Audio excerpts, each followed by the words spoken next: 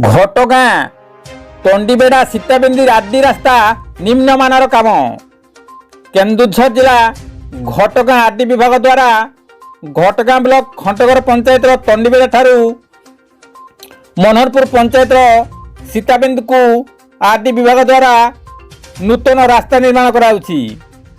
एही कंक्रीट रास्ता निम्नमानर हेउथिबा स्थानीय जनसाधारण अभियोग करिसेंती।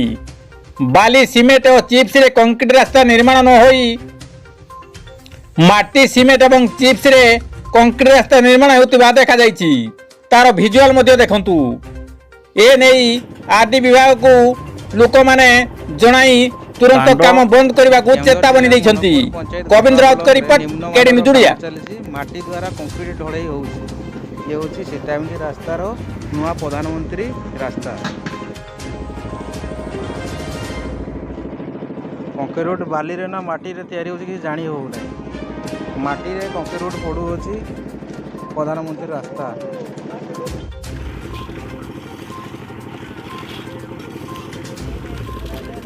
ये गाँ आमर सीताबिंदी मंदिर रोड काम चलती जो कि मुख्य बाट तार आज गोटे आमर काम चलती माँ शीतठाकुराणी मंदिर को जीवार आमर ढेंकेकोटर तंडीगुड़ा देखिए जीवार रूटार काम चलती से देखिपे सारे बाली जगार टोटाल माटी दिया